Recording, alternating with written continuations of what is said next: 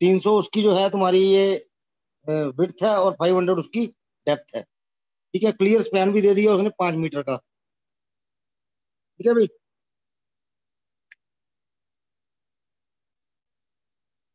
अब ये clear span के बाद इसमें है तुम्हारे पास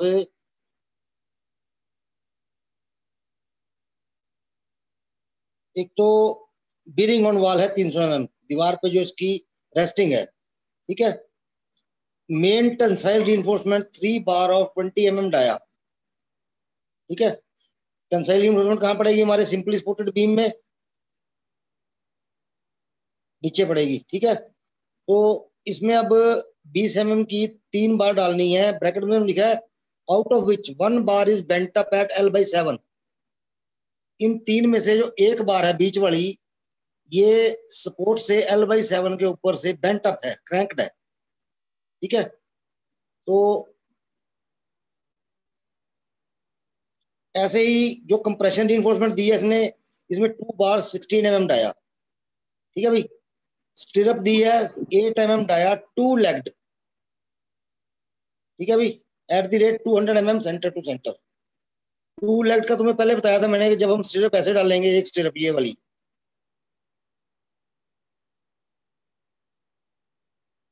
ठीक है, जिसकी एक ये आर्म है और एक ये आर्म है, इसको कहेंगे हम 2 लेग्ड। ठीक है। अब मान लो इस बीम में हमारे पास 1 2 3 4 5 स्टील ऊपर है। ठीक है। 5 ही नीचे हैं। तो इस केस में क्या करेंगे हम, इसमें हम स्टिरअप ऐसे भी डाल सकते हैं।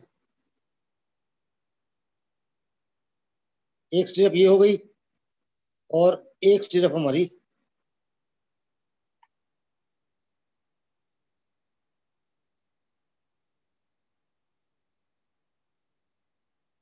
ये हो गई। अब इसमें कितनी, एक साइड, 2 साइड, 3 साइड और 4 साइड, इसको कहेंगे 4 लेग। बीम में जनरली जो है वो हम 2 लेग स्ट्रिप ही डालते हैं। उसका कारण क्या है कि बीम में जो बीम को जब हम बांधते हैं, स्टील इसमें डालते बांधते हैं, रिंग डालते हैं, तो शटरिंग इसमें पहले लगी होती है। ठीक है ना। अब शटरिंग अगर जो फॉर्म वर्क है इसका वो पहले हुआ हुआ है, अगर फॉर्म वर्क पहले हुआ है तो उसमें ये 2 लेग स्टिरप्स डालना थोड़ा मुश्किल हो जाता है बार बेंडर के लिए। ठीक है। तो बीम में हम डिजाइन जनरली ऐसा रखते हैं कि इसमें हमारे पास 2 लेग स्टिरप ही रहे। ठीक है। अब स्टिरप हमारा काम क्या करेगी, शेयर फोर्स लेनी है इसने। इसके गाने बज रहे हैं।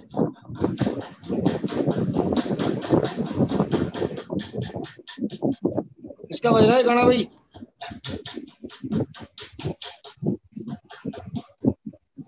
नहीं पड़ेगा।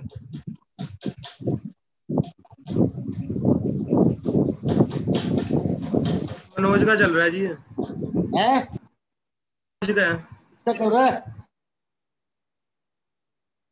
क्या चल रहा है ये पीछे टक टक टक टक है?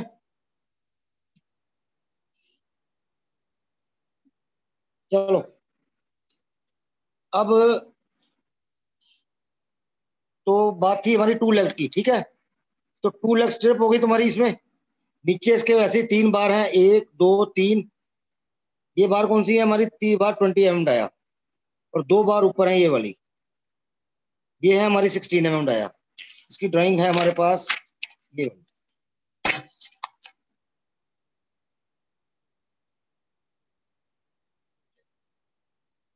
ठीक है भाई। अब जब इसको क्रॉस सेक्शन, ये इसका एल सेक्शन है। एल सेक्शन में क्या है,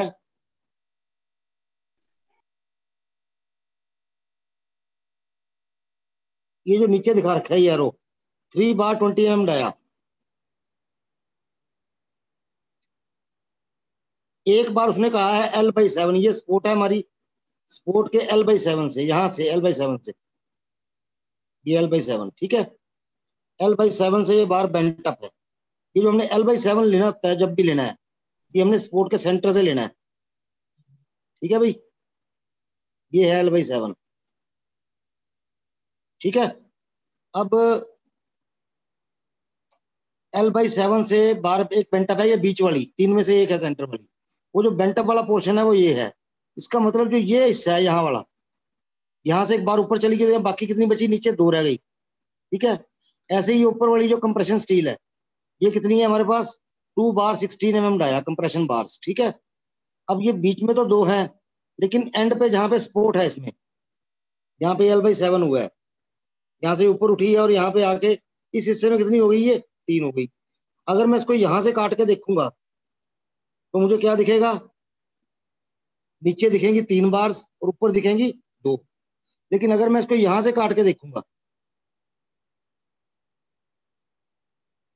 सपोर्ट के बिल्कुल पास से, तो मुझे क्या दिखेगा, नीचे दिखेंगी 2 और 3 दिखेंगी ऊपर। अब इन 3 में 2 तो साइड वाली थी, ये सी बार, ये वाली सी का मतलब कंप्रेशन स्टील। ठीक है, सी बार हमारी थी ये 2 16 mm की, जो साइड वाली 2 है 16 mm की हैं। ये जो बीच वाली एक दिख रही है, ये नीचे वाली जो बी थी, बी का मतलब जो सेंटर वाली थी इसमें। ठीक है, बी बार जो बेंट अप क्रैंक्ड है, बेंट अप बार जो है वो हमारी ये ऊपर आ गई। ठीक है भाई, अब तुम लोगों ने करा क्या है, जो पिछली शीटें बनाई हैं, जितना बड़ा ये सेक्शन है, ये जितनी ये डेप्थ है, ये बीम भी उतना ही लेना है। बच्चों ने क्या करा है, ये तो इतना बना दिया और ये बीम उन्होंने बड़ा कर दिया, ये यहाँ ले आए उसको। ठीक है, नंबर 2, एक सेक्शन उन्होंने यहाँ बनाया है, दूसरा यहाँ नीचे बनाया है। हमने स्पेस इस हिसाब से एडजस्ट करना है कि दोनों ये सेक्शन साइड में आए इसके। ठीक है भाई, तुम ज्यादा से ज्यादा ये कर सकते हो, एक सेक्शन तुम इस तरफ बना सकते हो, जैसे तुमने यहाँ से इसको काटा और इधर एरो का निशान लगाया। ठीक है, तो एक सेक्शन इधर बन गया। ऐसे तुम इसको यहाँ से काटोगे और इधर एरो का निशान लगा दोगे तो एक सेक्शन इधर बन जाएगा। ठीक है भाई, समझ आ रहा है सबको?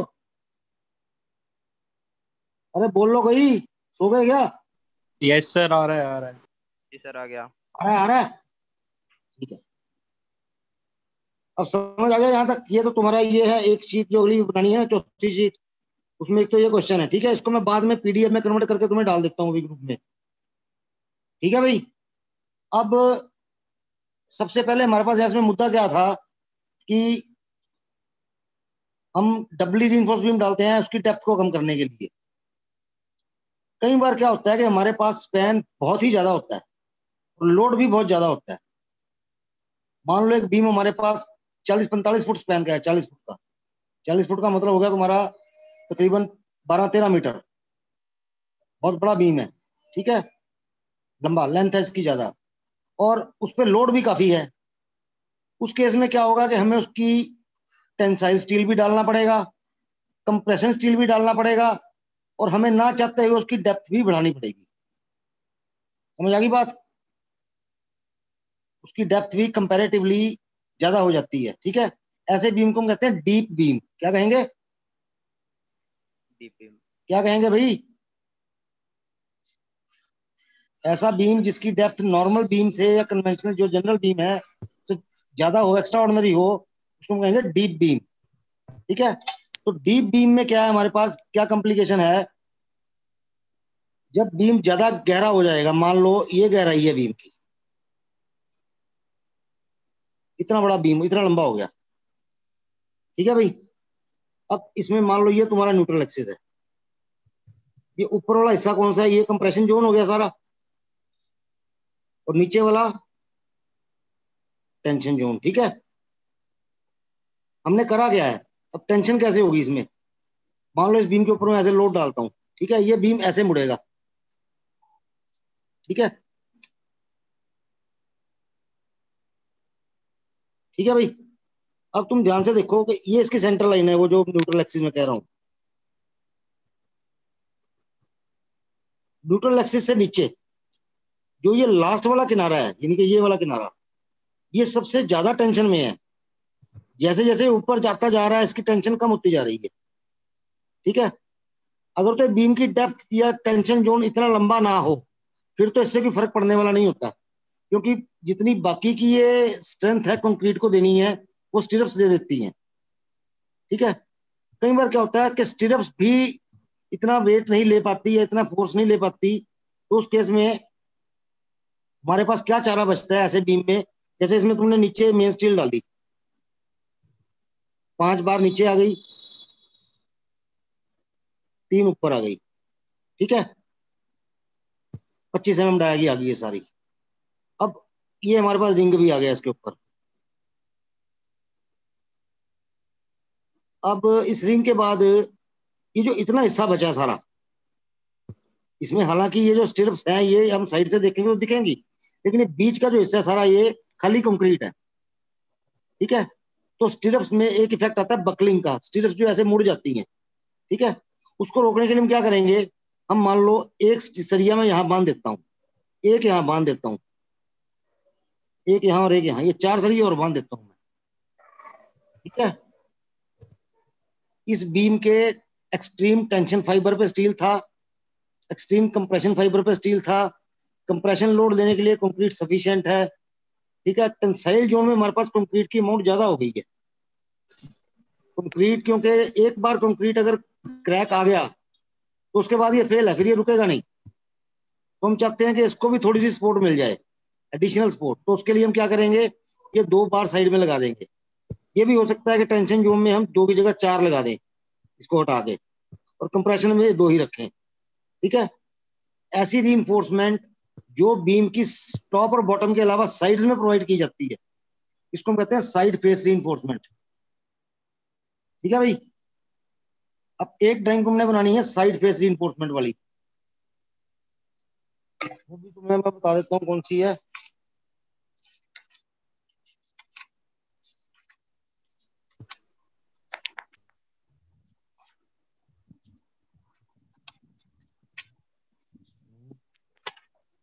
हाँ, ये क्वेश्चन पढ़ो ध्यान से, 2.3 नोट कर लिया करो साथ साथ में भाई। Size of beam 300 mm। ठीक है, ड्रॉ करना है हमने एल सेक्शन और cross section, simply supported RCC beam. ठीक है, डाटा उसने दे रखा है। डाटा क्या है, clear span 7 metre, size of beam 300/1000। अब इसकी एक चीज देखो यहाँ पे, ये डेप्थ कितनी बढ़ गई एकदम से, ये डेप्थ इसकी ज्यादा होगी ना।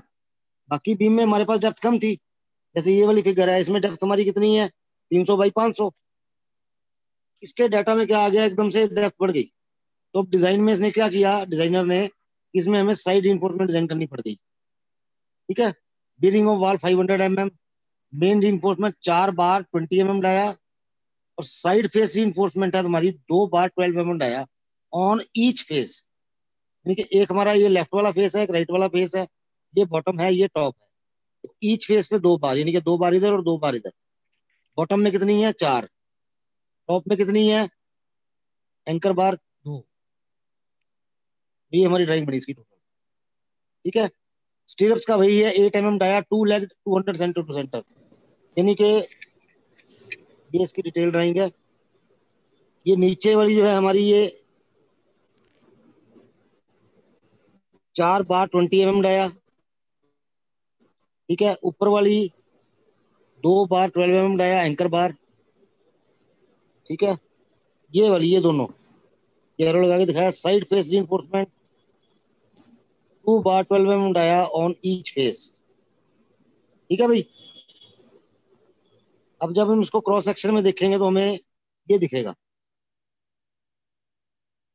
ये नीचे वाली बार, ये ऊपर वाली बार, ये साइड बार। ठीक है, जनरली जब हम साइड बार रीइंफोर्समेंट प्रोवाइड कर देते हैं तो उसमें हमें बेंट अप बार की जरूरत नहीं पड़ती। ठीक है, क्योंकि जो हमने सपोर्ट्स के ऊपर स्टील एक्स्ट्रा देना होता है, वो ये स्टील पहुंच जाता है वहां पे अपने आप। क्लियर है भाई, ये फिर भी डिजाइन पे डिपेंड करता है कि कई बार इसमें बेंट अप करनी पड़ेगी। अगर मान लो शेयर फोर्स इस पे बहुत ज्यादा है, बिंटू से बीम का स्पैन बहुत ज्यादा है, ठीक है, तो उस केस में हमें ये इसमें बार बेंट अप भी करनी पड़ सकती है। ठीक है भाई, अब तुम्हारे पास ये शीट में 2 क्वेश्चन हो गए। एक तो तुम्हारा हो गया ये वाला, ठीक है, डबली रीइंफोर्स बीम, जिसमें ऊपर की स्टील भी कंप्रेसिव स्टील है, नीचे वाली मेन स्टील है, दोनों का साइज दे रखा है। ठीक है, और ये तुम्हारी जो दूसरा क्वेश्चन है वो तुम्हारा है साइड फेस रीइंफोर्समेंट वाला। क्लियर है अभी सबको, क्लियर है, आवाज आ जाए किसी की, hello. Hello. Yes sir, clear है। सो के जाते हो यार। तो ये दोनों फिगर मैं तुम्हें पीडीएफ बना के ना डाल देता हूँ ग्रुप में, ठीक है। और सीटें नहीं आई किसी की भी अभी तक, क्या चक्कर है? सिर्फ 5-7 बच्चों की सीटें आई हैं। कल कर देंगे सर। बोलो भी, कोई एक एक करके बोलो कौन कौन क्या जवाब दे रहा है अपना। कल कर लेंगे सर, अभी वो स्टम्प सर नहीं कल मिला तक है। आ जाएगी। आइए तो ऐसे इकट्ठी हो जाएंगी यार, और फायदा कुछ ना उस चीज का फिर। अब आज चौथी भी हो गई है, फिर अगली बार कल परसों पांचवी भी हो जाएगी, क्या नहीं? हाँ अब जी तुम घर में बैठे करके रहे हो, मुझे नहीं समझ आ रही है, अगर ये काम नहीं हो रहा तो। स्टैंप का इशू है किसी का भाई? स्टैंप का मुद्दा है किसी के पास कोई? तारा कंफर्म नामे है सही मिल जाएगी। हाँ जी सर, वो कल अरे मिलेगा। स्टैंप लगाने में किसी को परेशानी है? बन गई स्टैंप सबकी? बता हेलो। रहे हेलो। ईमानदारी का सब ये याद है। अब आवाज अभी नहीं आ है रही किसी की, क्या बात ईमान हुई? मेरा अब मुझे ढूंढना पड़ेगा एक एक को। तो बोलने का मिल जानता है हाँ भी, रोल नंबर मेरा 104, नहीं 104 रोल नंबर। हम ना कुछ यस सर। स्टैंप क्यों नहीं आई? सीट भी नहीं आई अब तक। बन गई स्टैंप तेरी? स्टैम्प सर अभी पूछ के आया था मैं, वो कह रहा है कि 1-2 दिन लग जाएंगे। क्यों? ऐसा क्या उसमें, दु, क्या क्या बनना है उसमें ऐसा? नहीं, दुकान बंद थी ना सर उसकी उस दिन।